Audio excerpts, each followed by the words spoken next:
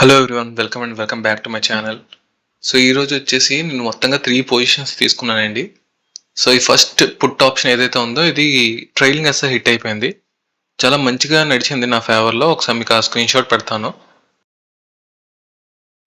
And next వచ్చేసి ఇక్కడ trade ఏదైతే ఉందో -893 ఏదైతే కనిపిస్తుందో మీకు కాల్ ఆప్షన్లో. సో అందులో నేను ఏం చేశానంటే ఒక మిస్టేక్ చేశాను. సో మిస్టేక్ వల్ల నా ట్రేడ్ ఏదైతే ఉందో ట్రిగర్ అయిపోయింది అనమాట. బై లిమిట్ అనేది ట్రిగర్ అయిపోయింది. సో అది మీకు లాస్ట్లో ఎక్స్ప్లెయిన్ చేస్తాను.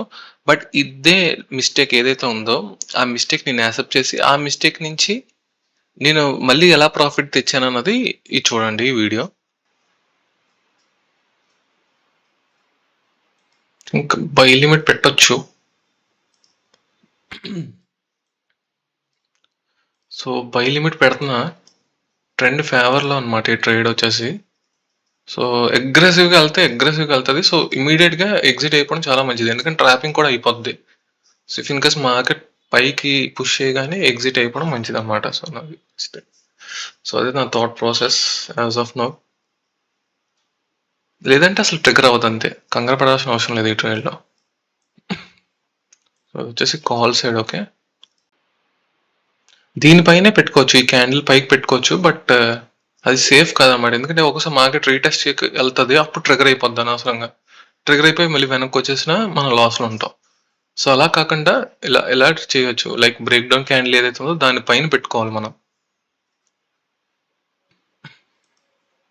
I'm expecting a big green candle.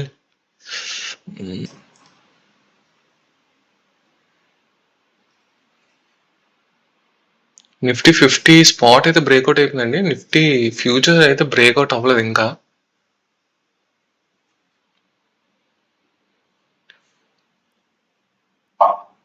Okay, trigger అయింది, చూద్దాం.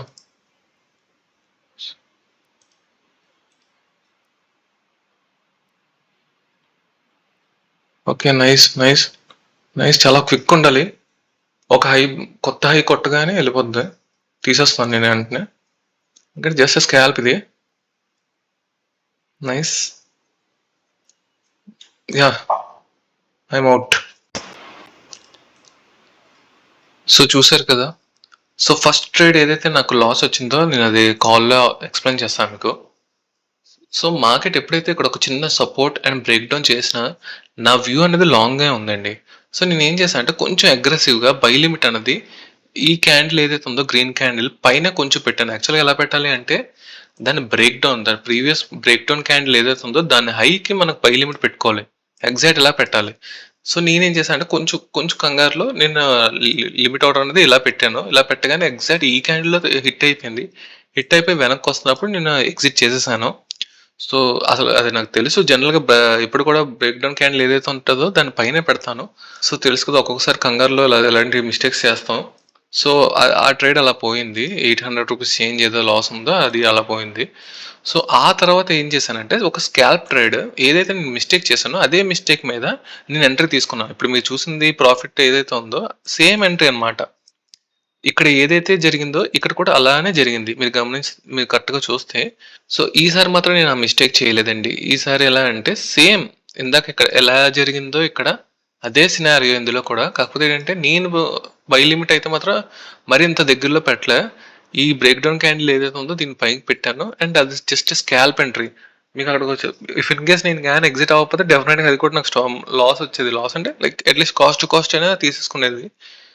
సో ఎగ్జాక్ట్గా నేను చెప్పినట్టే అదొక స్కాల్ప్ ట్రేడ్ అని చెప్పి మెన్షన్ చేసి మరి నేను ట్రేడ్ తీసుకున్నా. అండ్ ఎటువంటి క్యాండిల్ వస్తుందని కూడా ముందుగా మీకు చెప్పాను. That's it for today guys. Hope మీరు ఏదో ఒకటి నేర్చుకున్నారు అనుకుంటున్నా. See in the next video.